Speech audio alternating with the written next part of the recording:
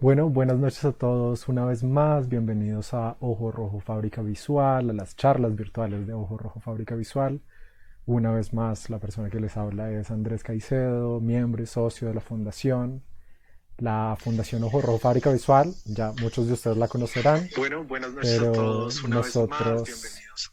somos un espacio acá en Bogotá, un espacio físico, una fundación sin ánimo de lucro, un espacio cultural en el cual tenemos la idea de compartir, enseñar, discutir, aprender y dialogar, compartir la fotografía, la imagen documental, no solamente de Colombia, sino de Latinoamérica y de todo tipo de perspectivas que alcancemos a tener en nuestro espacio y a divulgar por nuestras redes, como lo estamos haciendo ahorita. Ojo Rojo Fábrica Visual lleva 4 años teniendo diferentes líneas de trabajo, diferentes líneas de acción.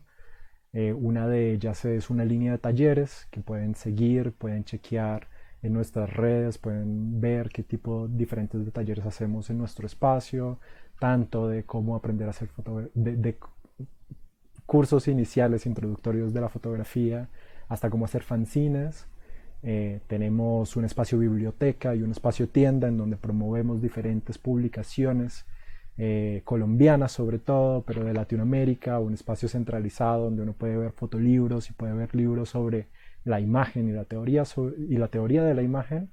Y nuestra última línea de acción y la más importante es una serie de charlas semanales gratuitas de libre acceso en la que tenemos fotógrafos invitados internacionales y nacionales para que nos presenten su trabajo y sobre todo para compartir un espacio con ellos, compartir su manera de trabajo y encontrarnos de una manera más personal con estos autores que vienen a Ojo Rojo.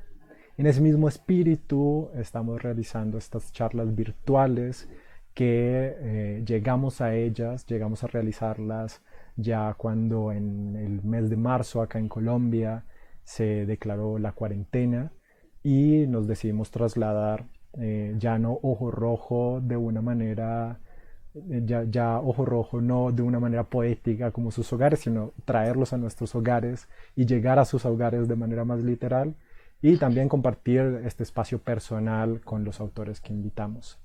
Entonces, a partir de la cuarentena, hemos estado haciendo las charlas semanales de Ojo Rojo Fábrica Visual por medio de Facebook Live, de aprovechar esta virtualidad y aparte de eso sacar provecho de la virtualidad para tener artistas, tener autores que no tendríamos si no fuera porque estamos en esta situación y justamente para aprovechar que todos nos podamos juntar de manera virtual. Gracias a eso es que hoy estamos acompañados por el fotógrafo puertorriqueño que vive y trabaja en Nueva York, Christopher Gregory Rivera, y hoy, a diferencia de la mayoría de charlas, Christopher va a estar hablando conmigo, entonces espero que lo disfruten. Les recuerdo que están invitadísimos a hacer sus preguntas. Fabio Cútiga, miembro de la fundación, también me va a estar ayudando con eso. Yo voy a estar leyéndolas y mientras que hago lo técnico y mientras que hago la conversación, espero leer sus mensajes y que nos hagan que nos acompañen, que se unan a esta charla junto a Christopher, que también espera su interacción. Así que bienvenido, Christopher. Te coloco acá, déjame colocarte el video y déjame colocarte tu audio. Ya está. Bienvenido, Christopher, ¿cómo estás? Hola, todo bien, gracias. Y gracias a Ojo Rojo por tenerme. Bien, severo. Christopher, ¿qué te parece? ¿Nos quieres contar algo tuyo de cómo iniciaste en la fotografía a partir de las fotos? ¿Nos cuentas eso primero? ¿Nos muestras fotos? ¿Vamos al Sí, grano? sí, seguro que sí. Dale, de una. Eh, pues nada, como mencionaste, pues yo soy un fotógrafo puertorriqueño que vive acá en la ciudad de Nueva York y pues trabajo, aparte de mis proyectos personales, trabajo mucho también para revistas editoriales, trabajo comercial, etcétera. Eh, Yo, pues, mi trabajo personal verdaderamente gira en torno a, a interrogar un poco pues el mundo colonial, o sea, siendo de Puerto Rico la colonia más vieja del mundo, o sea, yo creo que esa parte de mi identidad, eh, pues es un poco central a cómo yo interactúo con todas las historias que hago en Puerto Rico y a través del mundo. Entonces, yo primero me mudé a Nueva York para hacer un internado, o sea, una pasantía en el New York Times, y ahí un poco pues empieza mi carrera. Aquí lo que están viendo es un poco imágenes de todo, de varios proyectos, un poco un overview de mi trabajo. Esto fue reciente en Puerto Rico durante unos terremotos que pasaron al principio de este año. Eh, y pues también creo que, o sea, un poco mi approach a trabajar proyectos editoriales nace mucho también pues, de querer llevar más allá de tomar una imagen clásica, documental, de reportaje y llegar más a fondo a un poco la psicología y la experiencia de las personas que estoy retratando. Eh, que yo creo que viene también mucho pues, de ser de un sitio que tantas veces ha sido representada de maneras que no toman en cuenta la historia y no toman en cuenta, o sea, un entendimiento más a fondo del contexto donde se están haciendo las imágenes. Entonces, pues para mí es bien importante, ya sea en Puerto Rico, en Estados Unidos o en Latinoamérica, pues empaparme un poco de ese contexto para tratar de hacer algo más a fondo. Entonces, yo creo que estamos llegando por aquí a, a uno de los primeros proyectos. Aquí tuve que poner una foto de Bad Bunny porque, pues, patrimonio cultural. Eh, y es este proyecto. Entonces, en el 2013, yo, como parte extendida de esa pasantía con el New York Times, me enviaron a Washington, D.C., aquí en la capital de los Estados Unidos. Entonces yo cubrí política y cubrí la Casa Blanca y cubrí la presidencia de Barack Obama. Y eso fue una experiencia bien loca porque ese de alguna manera era como mi dream job, o sea, era como mi sueño trabajar y viajar en el avión del presidente y un poco interactuar pues, con ese centro de poder en específico porque, no, seguro, adiós, a ver, ahí se fue, ya, ok. Eh, y pues entonces como que la experiencia de ser puertorriqueño y en última instancia el poder sobre Puerto Rico está en el Congreso de los Estados Unidos. O sea, la autodeterminación de Puerto Rico verdaderamente no está en las manos de los puertorriqueños en términos de las legislaciones de día a día. O sea, están las legislaciones de día a día, pero en el contexto mayor político de autodeterminación, o sea, la determinación está en el Congreso de los Estados Unidos. Entonces, esa experiencia para mí fue como bien chocante porque tenía un montón de acceso, o sea, tenía un montón de recursos para hacer este trabajo y, y pues este proyecto fue mi reacción a todo eso, o sea, yo entendí que esa política estaba visualmente,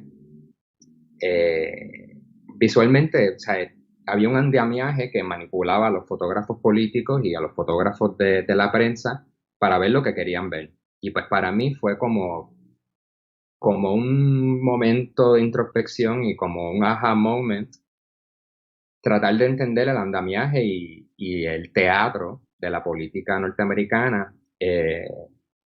Y yo creo que ese fue como el punto de partida para empezar a hacer proyectos más a fondo que verdaderamente no estaban obsesionados con ese teatro, con la conversación política y verdaderamente entraban a fondo a ver exactamente qué estaba pasando en las comunidades del que se hablaba a nivel nacional. Entonces, pues me fui de Washington, D.C. y empecé a viajar y empezar también a explorar Latinoamérica porque hasta ese entonces solamente había trabajado en Estados Unidos.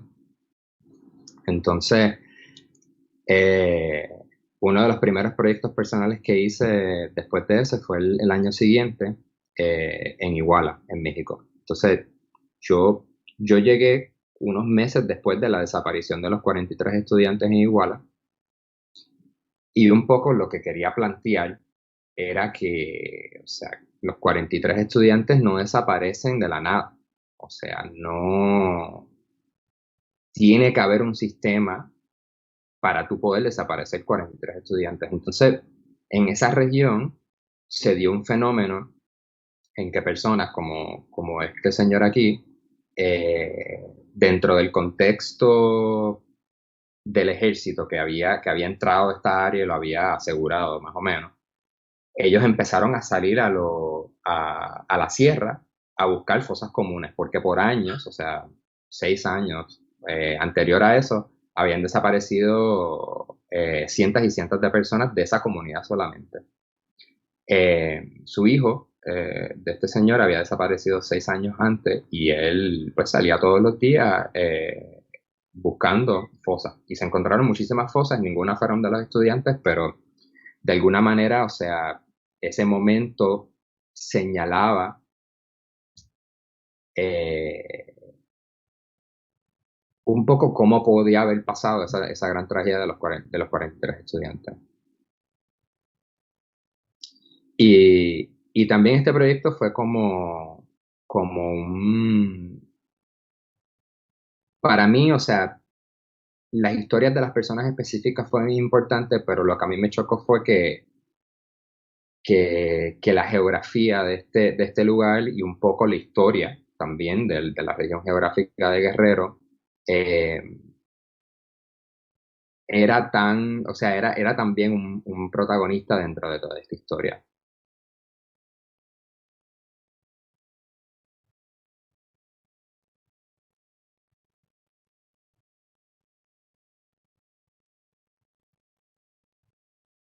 Esto es una de las fosas que se descubrieron.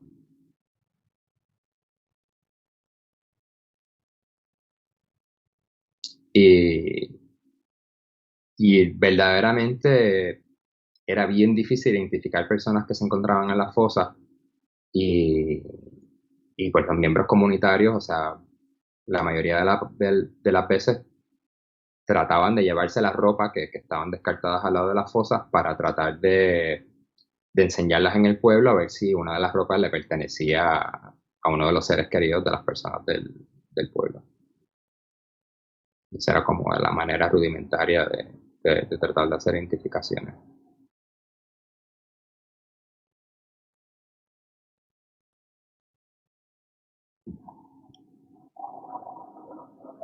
Entonces, aquí estamos ya entrando pues a mi trabajo de Puerto Rico. Esto fue, de hecho, un proyecto colaborativo que hice con dos fotógrafos, bueno, dos artistas de Puerto Rico, Erika Rodríguez y Natalia Lasaya Murillo, en que trazamos básicamente una carretera súper montañosa que pasa de la costa este de Puerto Rico a la costa oeste por el centro, o sea, del mismo centro de la isla.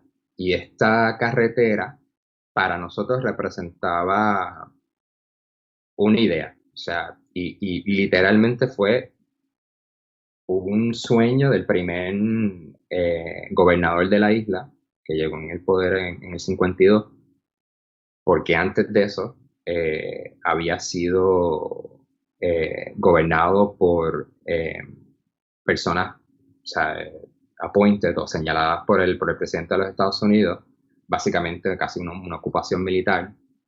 Por lo general estos individuos ocupaban posiciones altas en el ejército norteamericano. Y, y pues fue un momento de transformación en la isla, o sea, fue un momento de industrialización, de programas que buscaban sacar a las personas de sus vidas rurales, de sus vidas pues, de campo, y traerlas a la ciudad para trabajar para compañías norteamericanas. Y ese proyecto de industrialización fue como un momento en la imaginación popular de Puerto Rico de progreso y de una explosión y un llegar a la modernidad de alguna manera. Entonces, esta carretera se creó pues para todos estos boricuas que tenían carros por primera vez y querían pues disfrutar de, de la isla y de la cultura de campo de la isla, se construyó esta carretera.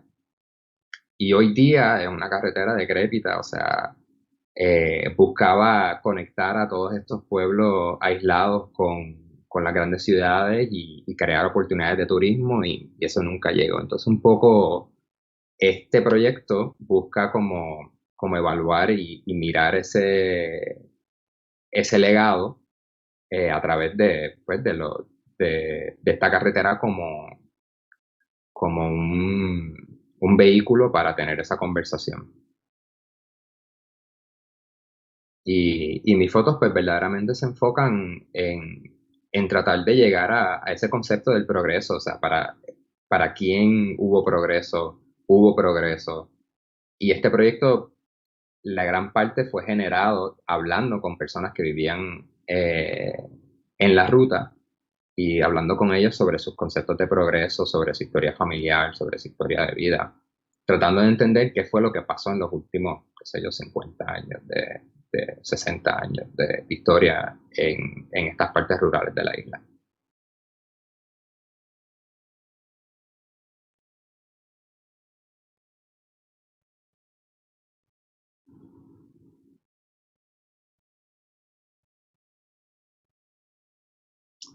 Entonces, aquí yo creo que es un buen, un buen momento para, para hacer un poco una nota de calce de historia de Puerto Rico, porque hay mucho, mucha persona de acá de Estados Unidos que no sabe la historia de Puerto Rico y muchos puertorriqueños que no saben su propia historia.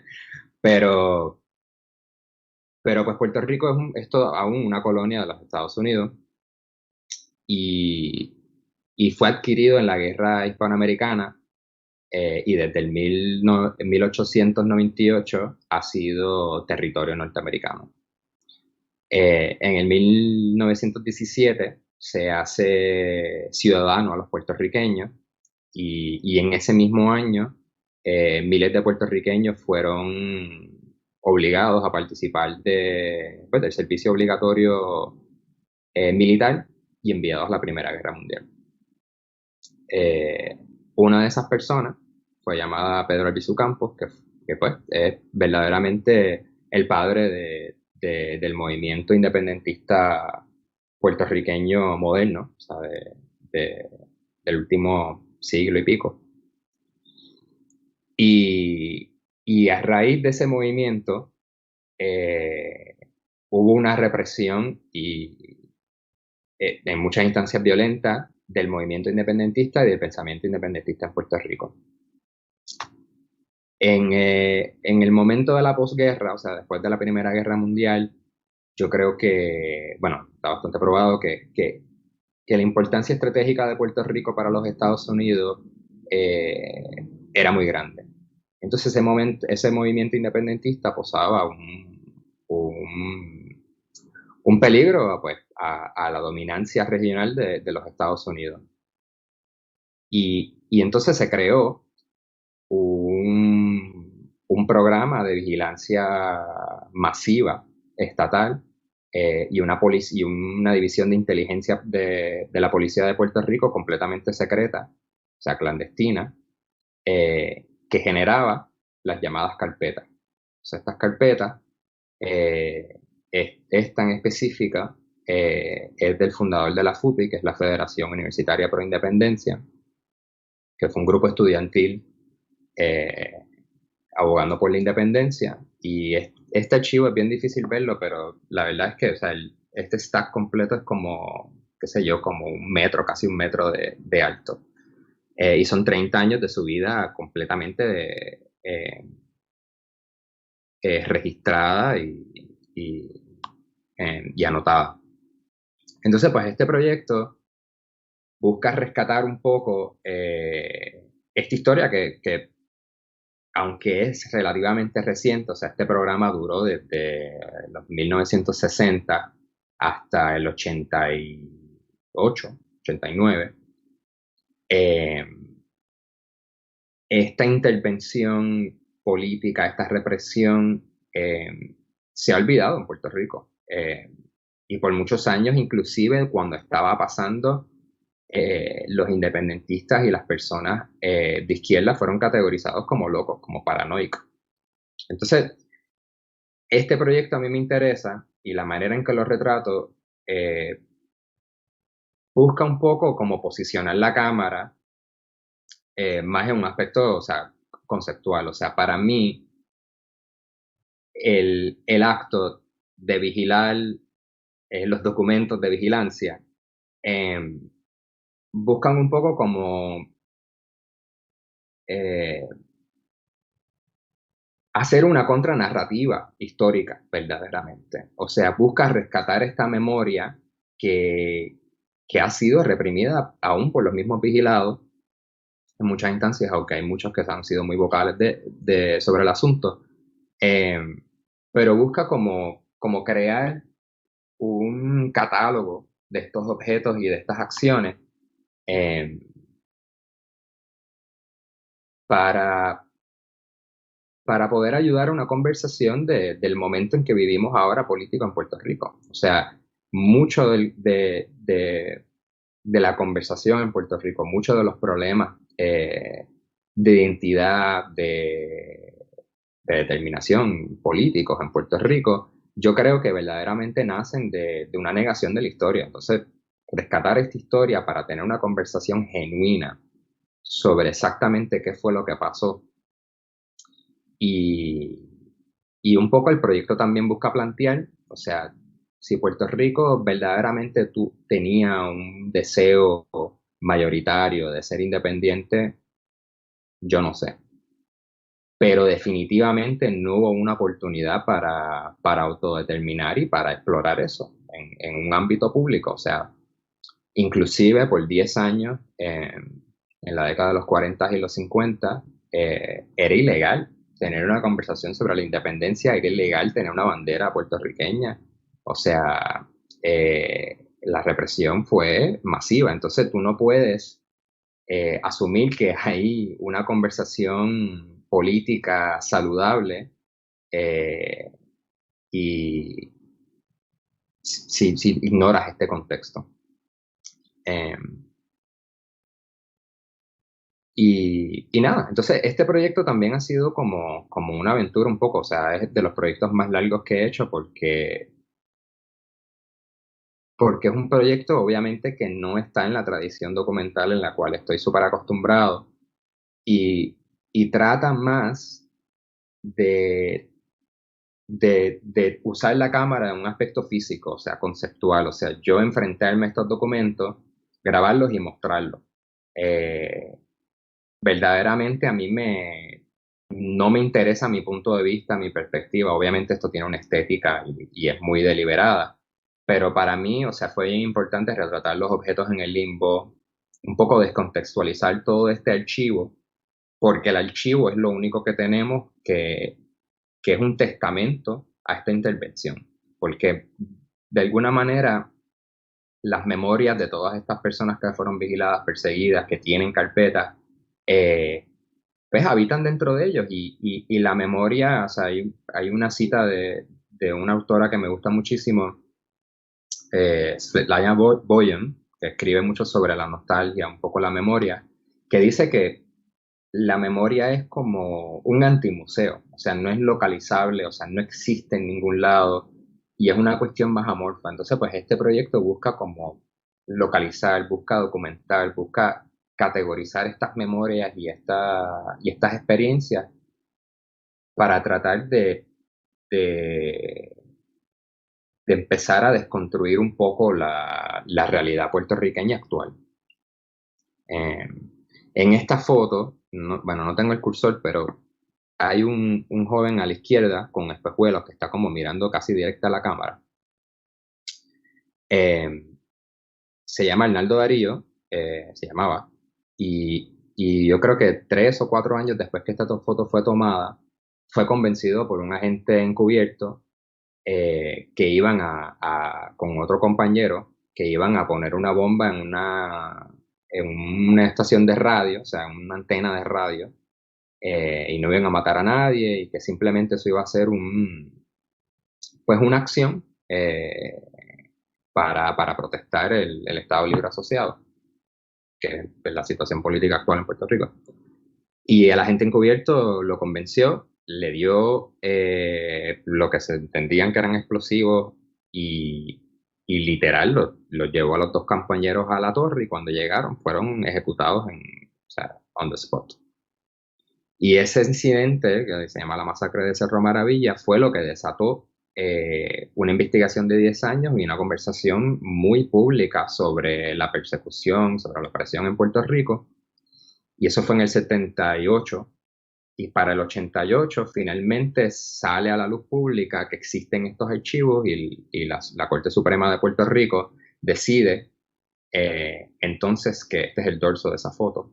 Se puede ver aquí los números que le asignaban a las personas. Y entonces esos archivos, la Corte Suprema dice que se le tiene que devolver a las personas que fueron vigiladas. Sobre este proyecto también, yo he tenido que buscar a las personas que buscaron sus carpetas hace 30 años y he tenido que un poco hacer un proyecto de preservación histórica y de archivo para el proyecto artístico. Y yo creo que lo que a mí me motivó mucho para hacer este proyecto fue mi propia experiencia. O sea, yo había escuchado sobre las carpetas y mi mamá me decía, mira, no vayas a las protestas, que te van a vigilar, o sea, te van a hacer una carpeta. Y, y no fue hasta, si yo, no, eso no existe, o sea, eso es como, tú sabes, como un boogeyman que no es real.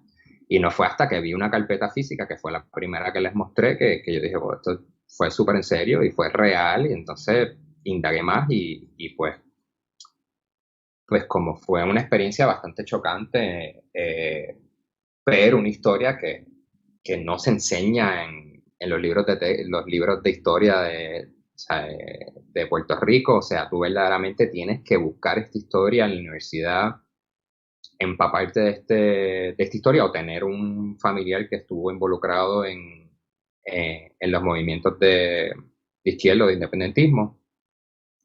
Eso para mí fue una cosa bien, o sea, fue de redescubrir una historia moderna que para mí es la clave a entender la realidad puertorriqueña ahora. Entonces, mucho de mi trabajo, creo que la ruta, esta cuestión de las carpetas, busca buscar episodios históricos, busca tratar de entender qué fue exactamente lo que pasó en estos momentos que todavía perduran en la memoria colectiva de Puerto Rico y la identidad nacional, para tratar de quizás, o sea, yo creo que es muy optimista, pero tratar de buscar una clave para desatar una conversación o buscar abrir una puerta para, para mejorar la condición en Puerto Rico, para tener una conversación abierta sobre lo que somos, sobre una identidad propia, porque después de, ¿sabes? Casi 600 años de coloniaje, o sea, esa identidad y esa autodeterminación es muy complicada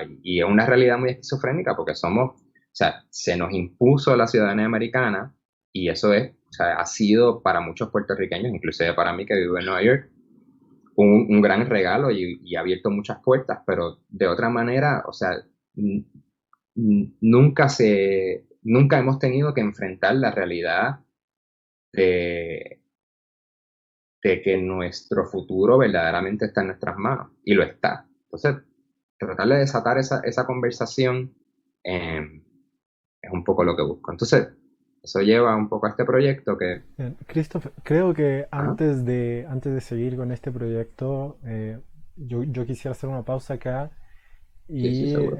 recordarles a todos que pueden hacer sus preguntas. Yo por ahora te quería preguntar, bien, entiendo el interés que te ha llevado a realizar estas imágenes y realizar este trabajo de archivo, pero Ujú, ¿cuál ha sido el impacto de eso, ¿no?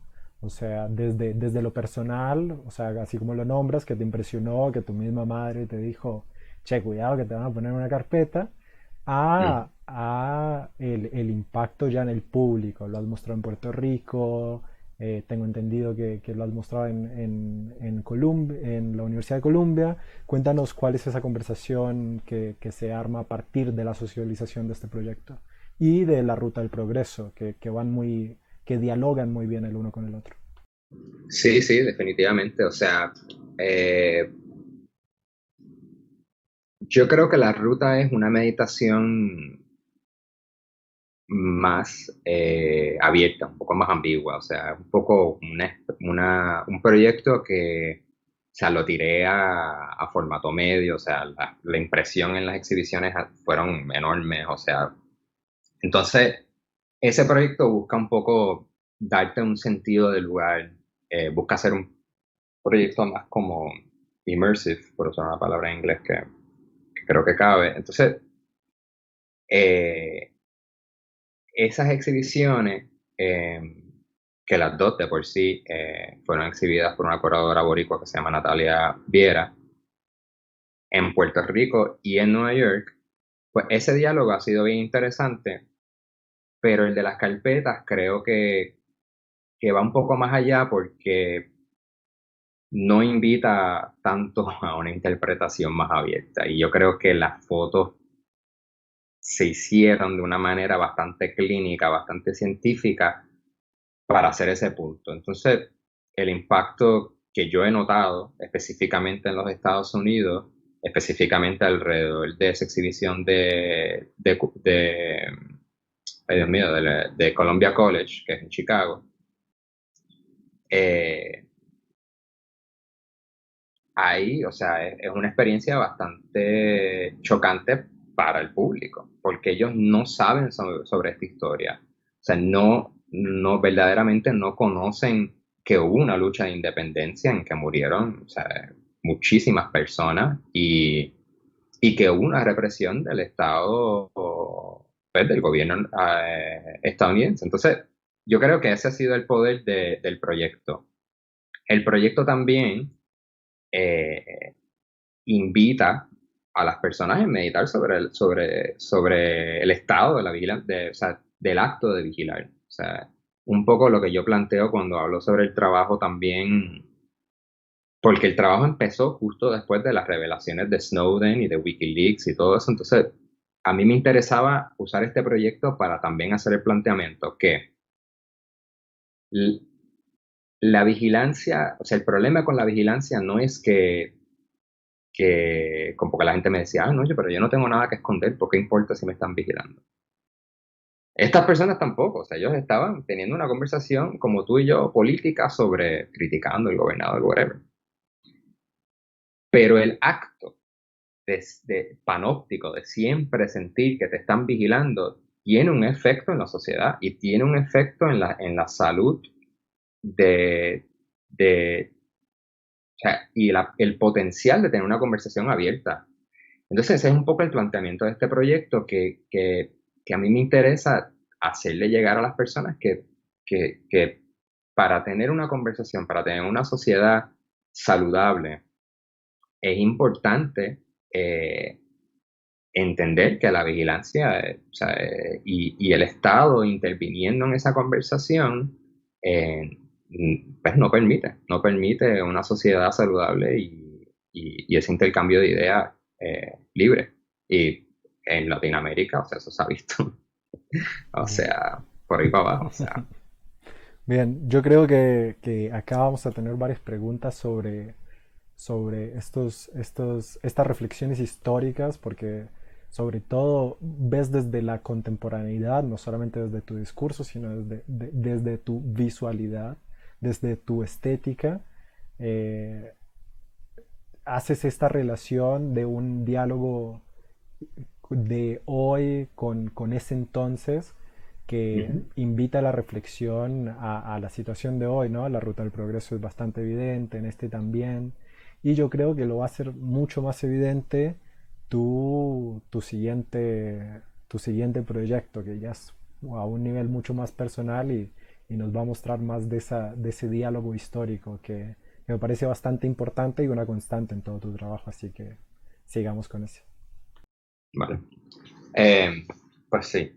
Eh, o sea, igual el proyecto de las carpetas sigue, pero este proyecto lo producí el año pasado cuando fui seleccionado para el Juke Sport Masterclass, que lo hace la fundación de World Press en Amsterdam.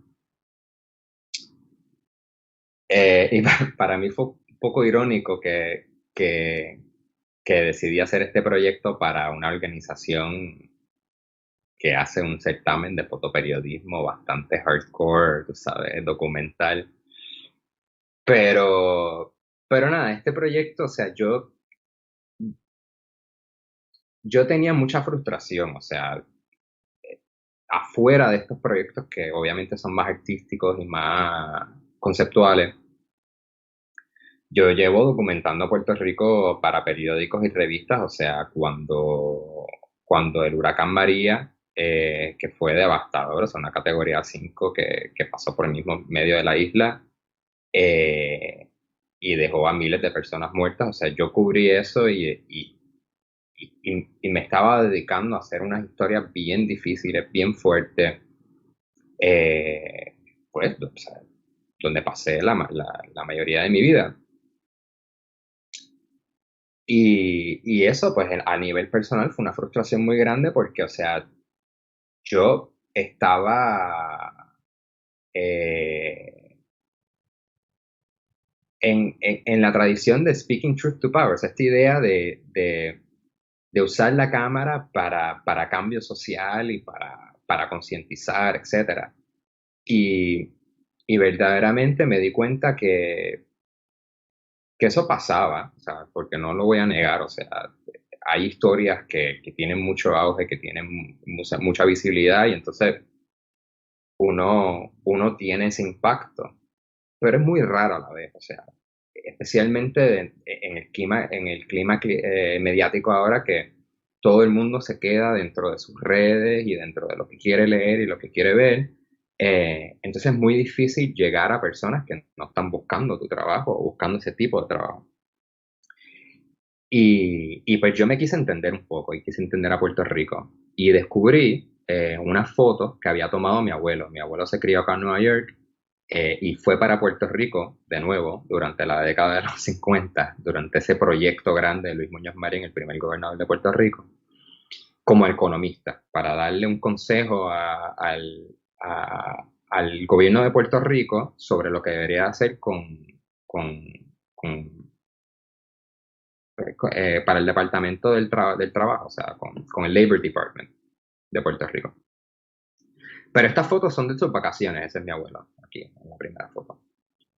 Entonces lo que yo hice fue tratar de entender ese momento de gran esperanza que vivió mi abuelo. O sea, él también sintió esa responsabilidad, él sintió que lo que él estaba haciendo en Puerto Rico iba a cambiar un poco la historia de Puerto Rico, porque él, de hecho, o sea, sus aportaciones al campo de la economía fueron medias controversiales, o sea, podemos entrar en eso después, pero él verdaderamente estaba haciendo un proyecto que él veía como trayendo bien a Puerto Rico. Y, y ahora él tiene 95 años y reflexionando en el pasado, él pues entiende que no, o sea, que no hubo ese cambio, que ese momento de esperanza eh, fue solo eso. Entonces yo usé su cámara vieja, que todavía la tengo y funciona, y él todas las fotos que tomó lo tomó en diapositivo, en slide film. Entonces yo tomé todas estas fotos en slide film y básicamente como se supone que se vea este trabajo es con dos proyectores de diapositiva. Entonces yo visité muchos de los sitios que él había visitado, retraté alrededor de temas que él había retratado sobre trabajo, sobre viviendas, o sea, sobre la condición social de Puerto Rico, eh, buscando un poco alejarme de retratar hechos y tratar de entrar un poco en la psicología de lo que es ser puertorriqueño. O sea, mm, me identifico como puertorriqueño, me crié toda mi vida en Puerto Rico, pero, o sea, mi abuelo es mitad, bueno, es griego. Mi abuela es de Puerto Rico, o sea, mis papás son divorciados, mi mamá vive en Puerto Rico, mi papá vive fuera. O sea, me dicen mucho que no me veo puertorriqueño, que no entiendo lo que significa eso, pero allá ellos. Entonces, pues yo soy, en inglés es como white passing, o sea, yo soy muy white passing, entonces yo puedo moverme a través de estos ámbitos, entonces mi identidad es muy complicada porque yo creo que para mí, o sea, en los Estados Unidos no soy lo suficientemente americano y en Puerto Rico no soy lo suficientemente puertorriqueño. Entonces también porque me eduqué, me dieron una beca para estudiar en los Estados Unidos, la universidad, etcétera. Entonces, este proyecto busca entender con la cámara, o sea, con la misma acción que hizo mi abuelo, esa historia y esa formación de la entidad. Y busca también como crear un contraste visual entre ese momento de esperanza, como vemos en esta foto, por ejemplo, y ese momento de belleza, de nostalgia, y la realidad que tenemos en Puerto Rico hoy día, que es muy complicada y que de alguna manera hubo progreso y de muchas otras maneras no lo hubo. O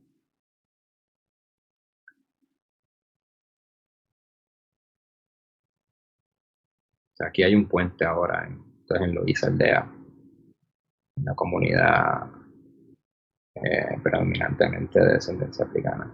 Esa es mi abuela a la izquierda.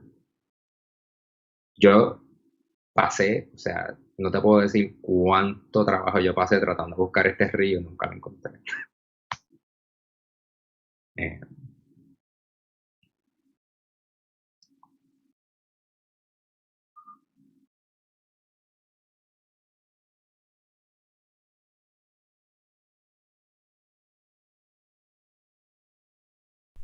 Bien, y mientras que nos sigues mostrando el trabajo, este trabajo, ¿cómo lo has socializado? O sea, ¿por qué medios lo han visto? Y de nuevo, ¿cuál ha sido la pues la verdad respuesta? es que casi no lo he publicado ni lo he enseñado, o sea, lo enseñé durante el masterclass, o sea, se hizo una presentación durante el masterclass que coincidió con el festival de Unseen, que es un festival de fotografía en Holanda.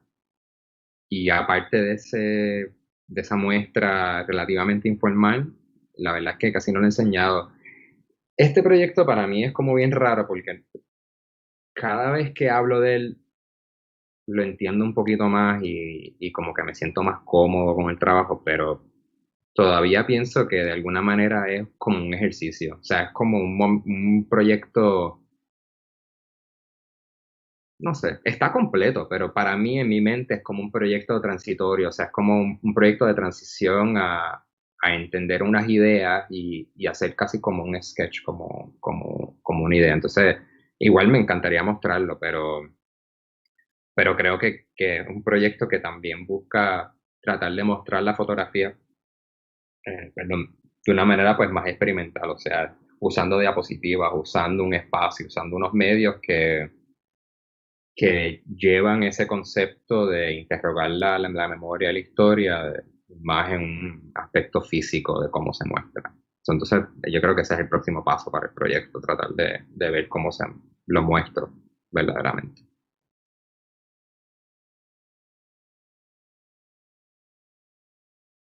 El, Ahí está, ya es la última imagen del proyecto.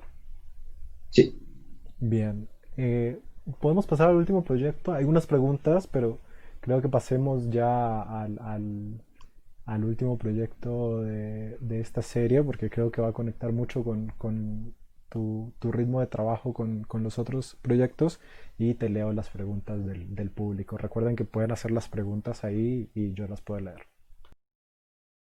chévere. Es el proyecto este de los objetos, ¿no? Ok.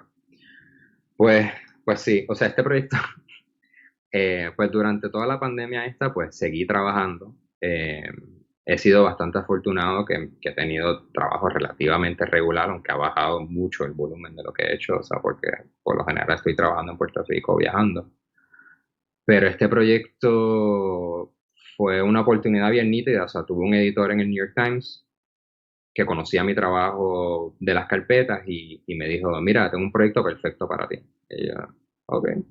por lo general cuando me dicen eso, tiene que ser una asignación, o sea, como decimos en Puerto Rico, un tostón, o sea, un backtrip, o sea, tiene que ser una asignación horrible, porque te tiran la labia esa, una asignación brutal. Anyway, pero resultó ser perfecta. Él básicamente me dijo, mira, eh, es- hay una cantidad de objetos de las personas que han muerto de COVID que los hospitales no tienen a quién dárselos porque no hay visitación en los hospitales, no, o sea, es bien, o sea, y el volumen fue tanto, y él me dijo, mira, pues estamos tratando de hacer algo sobre eso. Y yo le dije, mira, o sea, say no more, o sea, para mí, este tipo de approach, este tipo de experimentación visual nace de una frustración, eh, un poco de eso, del impacto que puede tener la imagen documental, del fatigue, o sea, de lo cansado que están los lectores y las personas que están mirando imágenes. O sea, yo creo que la fotografía documental eh, todavía está viviendo un poco bajo la impresión de lo que pasó en los 70 de Vietnam. O sea, en ese momento la persona normal, común y corriente no veía imágenes todo el día. O sea, era rara a la vez. O sea, lo veía en el periódico, lo veía en la publicidad y ya. Entonces, cuando tú ves imágenes documentales de una guerra, te impactan.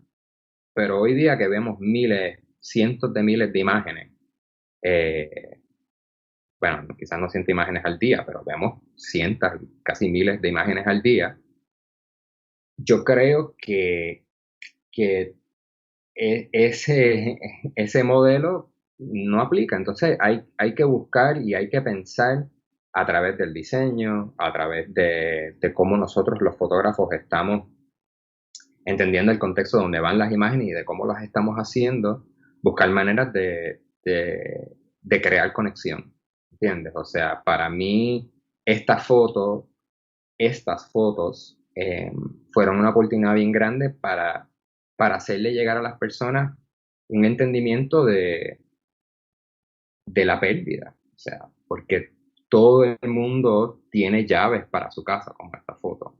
Todo el mundo tiene, o sea, un bedroom, una recámara.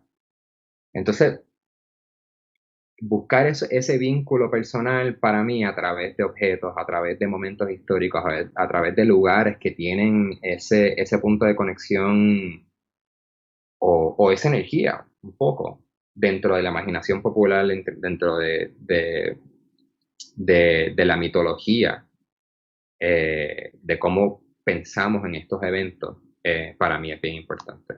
Y entonces, pues, esta asignación eh, para mí fue perfecta porque esto es exactamente a mí lo que me interesa explorar en términos visuales y es lo que yo trato de aportar a una conversación documental y una conversación sobre cómo tratamos de mover este campo hacia adelante y crear espacio para unas voces alternativas, porque yo creo que el campo también sufre mucho de, de que hay unas voces predominantes que siguen contando las mismas historias y no se le dan oportunidades ya sea a personas locales de esos sitios, o sea, eso se ve en Latinoamérica todos los días, y inclusive en los Estados Unidos. O sea, pues ahí también es una oportunidad de yo tratar de, de insertar esos conceptos dentro de mi trabajo de asignación y mi trabajo comercial, etcétera. Bien. Como lo mencionas, o sea, vemos que las fotografías tienen un diseño particular. Estas fotografías que nos está mostrando, la versión de estas fotografías que nos está mostrando Gregory ahorita son la versión de su página de Instagram y un trabajo bastante, un trabajo con un hincapié bastante estético que tiene Mm, Christopher. Entonces te bello. quería preguntar, ya ahorita que nos preguntabas sobre estas diferentes maneras de narrar, una narrativa diferente, te quería preguntar sobre cómo llegas a estas narrativas, tú solo trabajas en estas narrativas, trabajas con un equipo, con un colectivo, con algún diseñador. Eh, Sí, o sea, bueno, eh, hay que dar un poco hacia atrás. Pues déjame esconder esta pantallita. Dale. Eh, este trabajo, y esto es como se presentó en el New York Times, fue como un grid que salió en la primera plana del New York Times. También es como, fue bien impresionante que ellos le dieron el espacio y la oportunidad a esta historia que tiene un approach visual súper distinto. Eh, el, pues, o sea, ese tratamiento de primera plana. Pues mucho de esto, de este concepto y de este tratamiento visual, nace de una serie de colaboraciones de la cual participé con un colectivo que formé, que se llama Black Box, eh, que, que está compuesto éramos yo, Natalie Keysar, que también dio una charla en Ojo Rojo, Jake Norton, que es un fotógrafo basado en México ahora, y Alejandro Torres Viera, que es un diseñador basado aquí en Nueva York. Entonces, para nosotros, esa misma frustración de que te hablo de cómo se presenta el trabajo, de las oportunidades que hay para hacer el trabajo verdaderamente experimental, eh, pues de ahí es que nace el colectivo.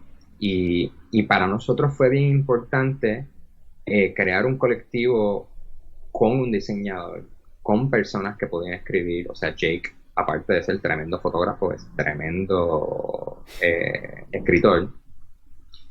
Eh, y para nosotros fue bien importante como tratar de crear un espacio experimental en que desconstruimos un poco la idea del fotógrafo, el lone wolf, o sea, el fotógrafo solo, haciendo sus cosas, y trabajamos en colaboración. Esta historia, por ejemplo, que nosotros hicimos todos juntos, fue una historia sobre la frontera sur con México de los Estados Unidos, y esto fue en el 2014. Ya ahora el mundo entero pues sabe lo que pasó con la detención de mujeres y niños en la frontera y básicamente la encarcelación ilegal de mujeres y niños. Pero para el 2014 fue una historia que no se conocía, o sea, todavía Obama era el presidente. Y hay mucha gente que tiene mucha negación sobre el rol de Obama en la creación de esta práctica. Y, y pues todos decidimos juntar el dinerito que teníamos e ir a este pueblo en el medio de la nada en Texas eh, y, y documentar.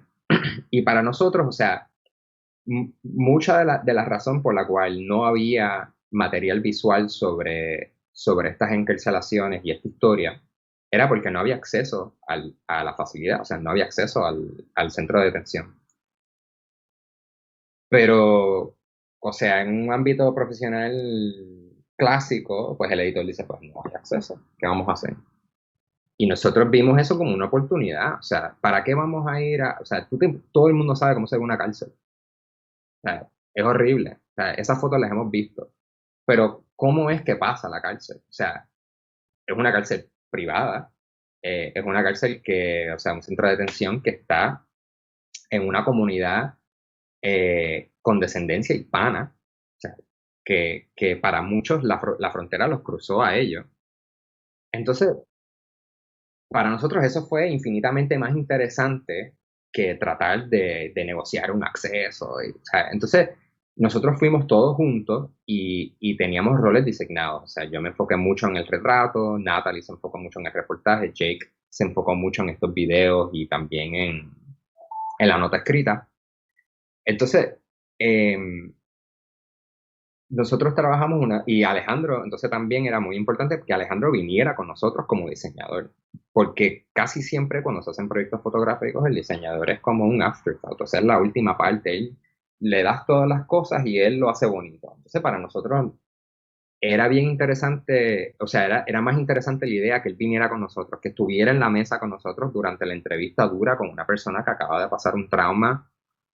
Era importante que él estuviera con nosotros en esos momentos y que él participara también y aportara al plan de reportaje y al plan de trabajo, porque para nosotros el diseño, la presentación de la imagen es tan importante como la imagen misma. O sea, si tú estás haciendo un proyecto fotográfico y, y no estás pensando un poco de atrás para adelante, o sea, cómo lo vas a exhibir, en qué, dónde va a vivir, cómo va a funcionar, pues creo que desafortunadamente, o sea, en mi opinión personal, hay unas deficiencias. O sea, si tú estás haciendo un reportaje mediático, documental, tienes que pensar en dónde va a aparecer. Si la contestación es que va a aparecer en una revista, bello. Pero esa revista tiene su propio estilo de diseño, su propia filosofía de editaje y de diseño. Entonces, nosotros queríamos desconstruir eso y explotarlo. O sea, queríamos hacerlo en todos nosotros. Entonces, eh, y al punto de que nosotros era como un colectivo medio marxista, o sea, ninguna de estas fotos están identificadas por fotógrafos, o sea, era un poco remover el ego del asunto y decir, mira, o sea, por ejemplo, Jake conoció a esta persona y me dijo, mira, él sería una persona tremenda para hacer un retrato. Y él lo puede hacer, o sea, él es tremendo fotógrafo, puede hacer su propio retrato, pero mi rol era pensar en cómo hacer estos retratos y ocuparme solamente de eso para hacer el mejor trabajo posible. Eh, y pues él me llamó y me dijo, mira, Kyle, Noel, o sea, vamos a hacer una foto. Y lo mismo con estas doñas, obviamente, esto soy yo, le cojo las cosas a la gente y los pongo en un limbo ahí, me vuelvo loco. Pero, pero nada, o sea, ese era un poco el concepto detrás de Black Box. Y, y pues yo creo que de esas colaboraciones nacieron unas ideas bien potentes y unas maneras de trabajar que el día de hoy cada uno de nosotros implementamos en nuestra práctica personal, o sea, no hay duda. O sea, inclusive mi relación con Alejandro, que obviamente que es muy amigo mío, o sea, es mi mejor amigo aquí, pero, o sea, cómo él piensa sobre el diseño, sobre cómo piensa de una manera, porque también los fotógrafos, o sea, toda esta conversación sobre la colonialidad dentro de la imagen visual, tratar de movernos y tratar de desconstruir esas tendencias que tenemos de un gaze europeo, un estilo europeo, norteamericano, etcétera. Y yo también he aprendido mucho de él, de que en el diseño eso existe también, o sea, hay unos conceptos de diseño de cómo nosotros mostramos cosas. Eh, que llevan a la par de eso. Entonces, pues si estamos hablando de una cultura visual, de un gremio visual como la fotografía, pues yo creo que para todos nos nutrimos muchísimo de entender el diseño, de entender el cine y de entender eh, la vanguardia de esos campos para entender nuestra propia realidad y nuestra propia vanguardia. Entonces, esto fue el segundo proyecto que nosotros hicimos en conjunto, que es un proyecto, o sea, literal físico, lo tengo aquí, se lo puedo mostrar. O sea, un libro físico eh, que está a la venta si lo quieren. Eh, y este proyecto también, de hecho, fue un poco la semilla para yo pensar en estos conceptos de documentar no solo los hechos y lo que está pasando, sino una emoción y una psicología alrededor de las cosas. Entonces, este proyecto mira un poco la relación con uno mismo y con extranjeros, o sea, con extranjeros, con personas extrañas, o sea, personas de la sociedad, un poco mirando hacia la entidad propia eh, y mirando un poco el miedo, se llama, o sea, Typology of Loss and Fear, so un poco como ay, Dios mío, es que es difícil un poco traducirlo, pero la ansiedad y un poco la angustia existencial alrededor de relaciones con uno mismo y con personas, o sea, cercanas, con el amor, o sea, porque hay un proyecto aquí que es del desamor, y también entre relaciones de familia. Y todos, obviamente, nos identificamos nuestros proyectos. Y este proyecto yo verdaderamente creo que fue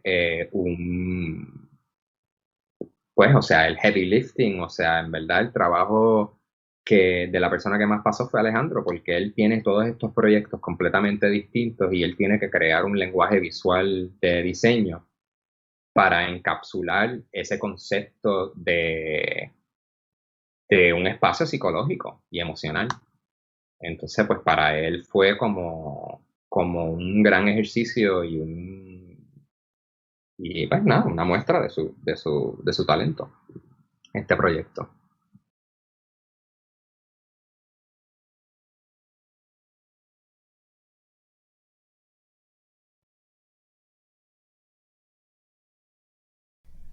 Súper. ¿Este proyecto es de algún lugar en específico? No, todos los fotógrafos trabajaron donde, voy a prender una luz aquí, trabajaron donde ellos estaban viviendo. So, la mayoría es de Nueva York, pero aquí hay viajes a otros sitios, em, viajes a donde son los individuos de los colectivos, del colectivo, etcétera. Imágenes de archivo.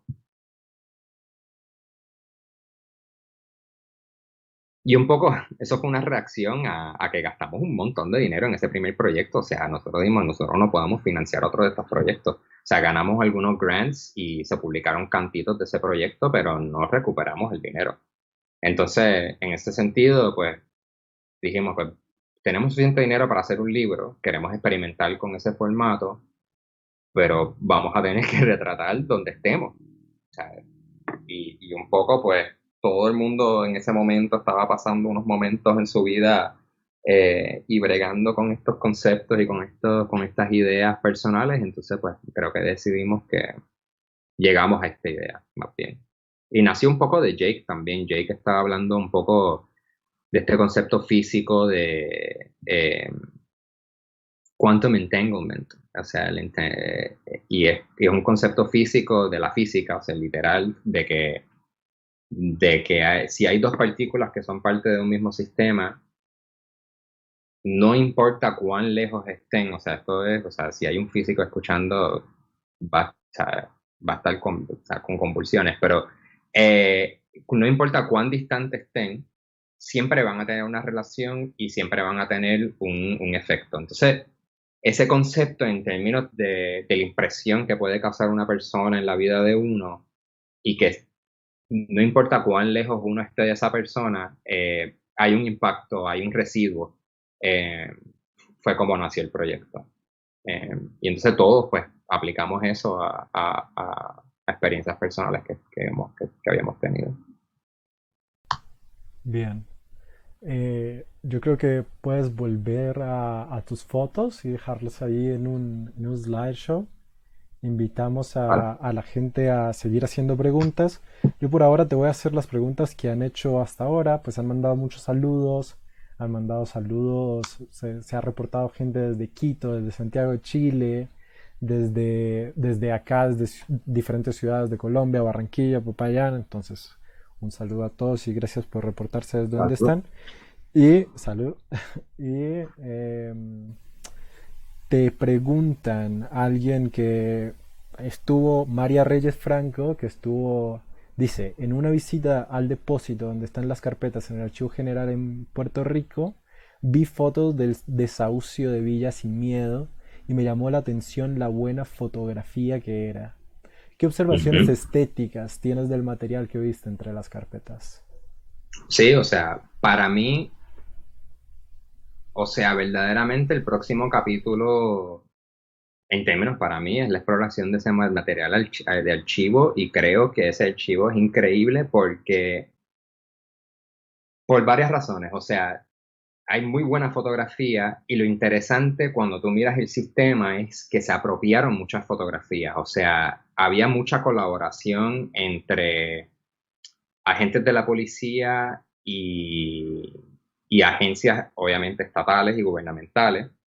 Son muchos de esos fotógrafos que estaban trabajando para esas agencias participaron, pero también, o sea, no sé, hay una cualidad bueno, lo que se dice en inglés el gaze, o sea, que yo encuentro que es lo más fascinante de esas fotografías, o sea, que las decisiones, o sea, pues, esto ya pues es una cuestión más conceptual, pero o sea, la decisión de tomar una foto, en qué dirección tú apuntas, cuál es el encuadre, qué estás fotografiando. Por ejemplo, lo de Villa Sin Miedo fue una comunidad que fue desalojada para traer paso a un desarrollo.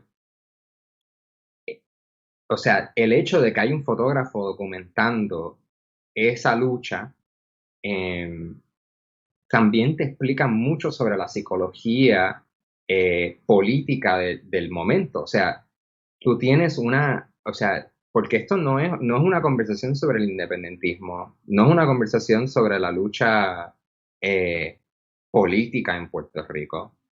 Es una cuestión del derecho a vivienda y del derecho humano de las personas que vivían en esa comunidad. Entonces tú empiezas a entender que el Estado verdaderamente llega a un punto en que no está teniendo una interacción con su misión original y simplemente está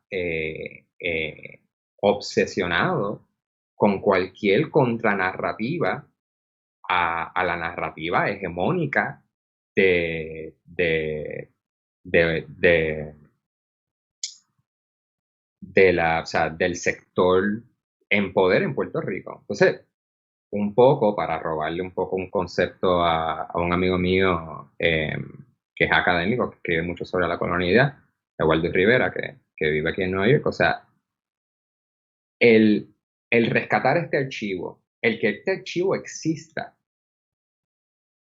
de por sí es un testimonio antihegemónico. O sea, esta historia, él como que explica que, o sea, la historia no se olvida así porque sí. O sea, la historia se recuerda o se olvida porque aporta a una narrativa del grupo que está en control y del grupo hegemónico de una nación o de una comunidad. Entonces, eh, estas fotografías son un testamento en contra por ejemplo, el movimiento estadista en Puerto Rico, o sea, el movimiento anexionista que quiere ser parte de los Estados Unidos. El hecho de que exista una vigilancia estatal, de que existan estas fotos, de que existan este archivo, está en directa contradicción con el mito de los Estados Unidos como un poder o sea, benevolent, o sea, que quiere a Puerto Rico y quiere que prospere. O sea, literalmente va en contra de esa narrativa. O sea, si tú afirmas la existencia de estos archivos y de estas fotografías, o sea, estás negando la posibilidad de estabilidad. Entonces, pues cómo están hechas las fotografías son bellas. O sea, y cuando tú ves fotografías tempranas del archivo, hay mucho trabajo en 4x5, o sea, hay negativos de formato grande, o sea, son unas imágenes espectaculares. Que para un país que nunca ha sido muy bueno en archivar su propio patrimonio visual de fotografía específicamente, y no necesariamente archivarlo, pero exhibirlo, yo creo que es un archivo, o sea, increíble. Y a mí me encantaría verdaderamente como explorar, y creo que se debería hacer mucho trabajo para tratar de preservar el archivo y, y mostrarlo, porque creo que es eh, bueno, patrimonio, no sé. Anyway, es una conversación muy larga la pregunta. No, estuvo Hola bien. Marina. Christopher, te quiero pedir, ya que estamos hablando específicamente sobre este proyecto, si nos puedes dejar con una imagen de las carpetas para hacerte una Ah, pregunta sobre eso directamente y poder estar viendo este tipo de imagen. Em, Cuando estabas hablando de Black Box y cuando estabas hablando del libro, nos contaste sobre que ahí te diste cuenta de el valor, el peso que tiene este concepto que dijiste de la psicología de los objetos. Y eso se Mm. ve en varios de tus trabajos. Se ve acá en las carpetas, se ve en el trabajo con Blackbox, se ve en el trabajo del New York Times, de las pertenencias de las víctimas del coronavirus. Quiero que nos desarrolles un poquito esa idea. ¿A qué te refieres con la psicología del objeto y por qué es tan importante para ti dentro de estas nuevas narrativas del fotoperiodismo? Bueno, para mí, o sea, yo creo que el objeto tiene como, verdaderamente para mí es una cuestión muy personal. O sea, por ejemplo, estos objetos que estamos viendo ahora, déjame darle para atrás, aquí. Bueno, estos objetos. Estos son objetos que yo encontré en el Archivo General eh, que fueron confiscados por agentes de la policía. Entonces, esto le pertenece a alguien. Inclusive hay algunos que están firmados, o sea, tienen como estampas y firmados, tienen los nombres de estudiantes de la Universidad de Puerto Rico escritas dentro. Eh, y para mí, o sea, como que tú no, para mí, o sea, todo el mundo tiene libros, todo el mundo tiene objetos que ellos sienten alguna afinidad, alguna conexión personal. Entonces, pues para mí, el objeto es un punto de creación de empatía, o sea, verdaderamente, o sea, todo el mundo tiene objetos, entiende el objeto como una cuestión física a la cual nos podemos relacionar. Pero más allá de eso, también, específicamente en el caso de las carpetas,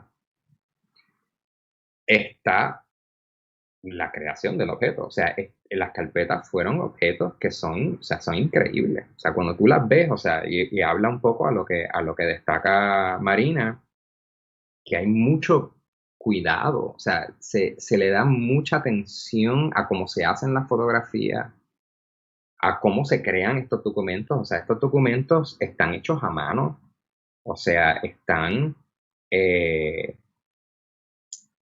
hechos con carbon copy, o sea, con copias de carbón, o sea, están literal, o sea, escritas a maquinilla. O sea, entonces yo creo que para mí son un testamento de todo el trabajo físico que han pasado estas personas en crear estos documentos que existen entonces ya físicamente hoy. Entonces, para mí también creo que otro nivel es el significado pues histórico que tiene. O sea, tú, tú tienes un objeto qué sé yo, de la guerra civil del país de uno, de lo que sea, o sea, de un conflicto. Y ese objeto fue usado quizás en un acto violento, quizás no, quizás una pertenencia de alguien. O sea, los objetos de COVID son pertenencias de una persona que ya falleció. Entonces, pues para mí, creo que desde el principio, con mi trabajo político en DC, a mí me interesa más el continuo histórico y el residuo de estos momentos históricos, eh, que pues es lo más cerca que yo voy a llegar, pero también es lo que me interesa, porque creo que como hicimos en la frontera de Texas, el documentar todo lo que está alrededor del objeto, del hecho, de la cosa, nos lleva a entenderlo más. Y es rara vez que se enfoca en la práctica documental a esas cosas, a ese residuo, a esas cosas aledañas al hecho mismo. Y pues eso es más lo que me interesa a mí porque de alguna manera hay mucha conversación, hay mucho trabajo que se ha generado alrededor de la migración en México, de los 43 estudiantes inclusive, y para mí fue más interesante y entendí que fue algo que yo podía aportar, documentar las cosas periféricas. Acá, mientras que nos hablas de esto, pues es muy evidente dentro de la lectura de estos objetos y este concepto de la psicología de los objetos, lo importante que para ti es la materialidad, incluso con el trabajo de tu papá, con Emotional Geography, hablabas Ujú.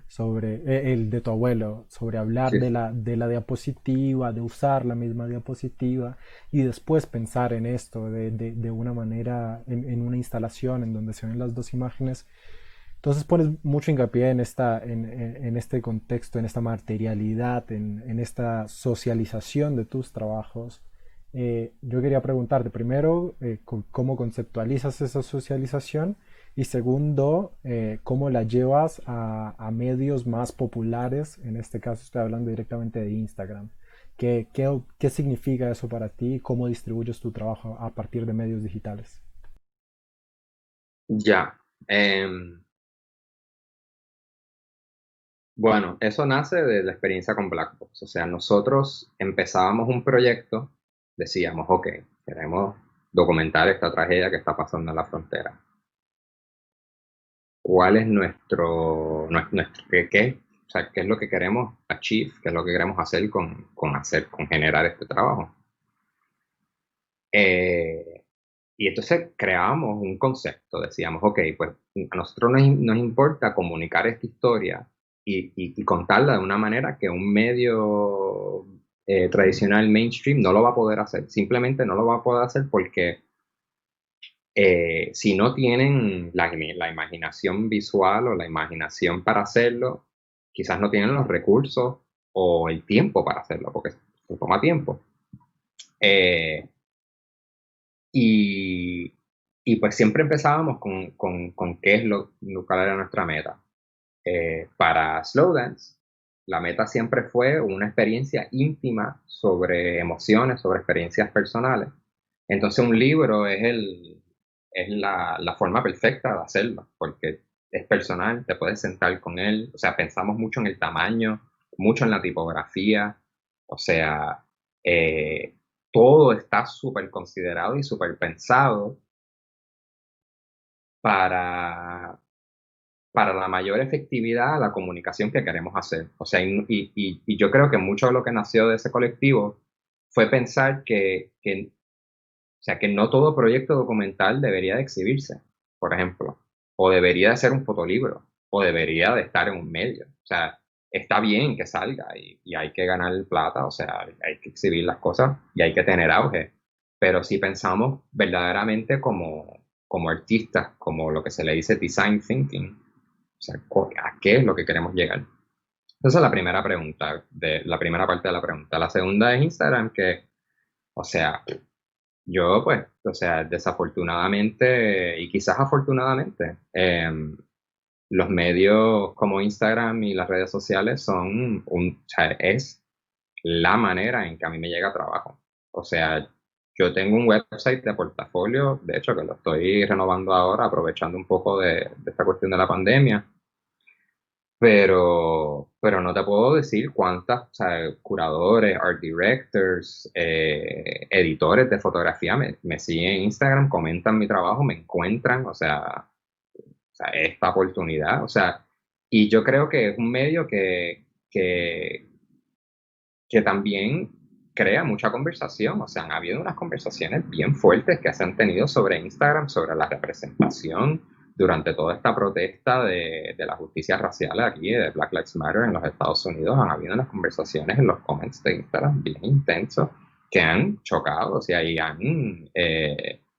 exacto, que han tenido impacto dentro de la industria. Entonces, pues creo que aunque podemos ser un poco obsesivos con eso, eso es una necesidad. Y entonces, pues para mí, yo lo veo como una extensión pues, de mi trabajo, de una práctica, de presentar y de también crear un diálogo. O sea, porque para mí en mis posts y en mis stories, o sea, yo quiero pues, llevar esta historia, tener una conversación directa con personas, porque eso también es un- una manera de hacerlo más allá que va en conjunto a las exhibiciones, a las cosas pues que son un poco más, tienes más recursos, tienes más espacio, tienes más consideración. Bien, súper. Me gustaría compartir una lectura que hace una persona acá, no sé si la conozcas, Natalia Viera Salgado. Ajá, seguro. que nos comparte su lectura, que dice también esta estética demuestra un respeto hacia los sujetos, pienso, Sí. y alejarse de las estéticas que buscan hipervisibilizar una situación o sujeto. Me parece una Mm. lectura que resume muy bien lo que nos acabas de contar. Y aparte de eso, entre esos comentarios también están gente reportándose desde sus lugares y un saludo último de Mauricio Palos, que te dice que muchas gracias. Yeah, Un gran amigo acá de la fundación. el Eh, Commander. Además, su trabajo colectivo de Is This Tomorrow me hacía, lo relacioné inmediatamente con tu trabajo de las Bueno, en carpetas. este proyecto de México de Iguala yo estaba con Mauricio, de hecho. Ah, bueno, bueno, bueno. Pues sí, Estuvimos ahí juntos por un tiempo. el compa. Entonces, nada, pues muchas gracias por compartir tu trabajo, muchas gracias por responder las preguntas que te hizo la gente. Te invitamos a que leas los comentarios y nada, ¿tienes algo más para decir? No, no, gracias por tenerme y si alguien tiene preguntas o quieren conectar conmigo en confianza, yo con gusto tengo bastante tiempo ahora, así que Bien, la última les pregunta contesto por Instagram o por email o donde sea. la última pregunta que habían hecho por privado era una pregunta técnica. Todos estos trabajos, cómo los haces? ¿Utilizas digital? ¿Utilizas análogo? Es una combinación. La mayoría es digital. Obviamente el proyecto de mi abuelo es análogo, la ruta es análogo eh, y hay varias otras fotos que son análogas, pero sí, casi la mayoría son digitales. A mí me encanta trabajar en análogo, pero desafortunadamente yo no tengo dinero infinito y muchos de los clientes tampoco lo quieren pagar, así que Listo, pues te invitamos a leer los comentarios. De nuevo, muchas gracias. Invitadísimo a que cuando estés en así. Bogotá,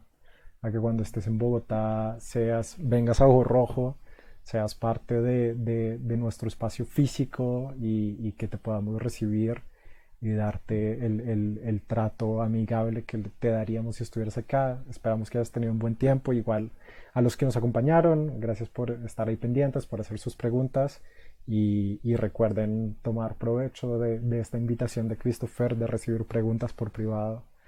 Que no todos los hacen. Así que muchas gracias, Christopher. Mucho cuidado al trabajar ya en Estados Unidos, en Nueva York, en esta situación. Y gracias por compartirnos tu trabajo, tu espacio, tu tiempo el día de hoy. Vale, gracias. Gracias a ti. Listo. Vale. Entonces, muchas gracias a todos por haber hecho parte de la charla de hoy, de haber hecho sus preguntas de nuevo, de tenerme paciencia de estar haciendo la conversación junto a lo técnico también. Les quiero invitar a las próximas charlas que vamos a tener. La próxima semana vamos a estar hablando el lunes con Claudi Carreras, curador catalán, que nos va a estar presentando el proyecto del que él hace parte, que es Beast Projects, en donde tenemos muchos amigos de la Casa de Ojo Rojo que hacen parte de este proyecto. Invitados a que lo vean, invitados a que preparen sus preguntas para esa presentación y que nos podamos ver el lunes preparados y también preparados para recibir toda esta presentación de Claudi y Beast. Y el día jueves vamos a tener a Héctor Emanuel, que nos va a estar presentando su trabajo fotográfico. Así que muchas gracias por haber hecho parte de esta charla, por su paciencia y nos seguimos viendo para las próximas charlas virtuales de Ojo Rojo Fábrica Visual. Gracias.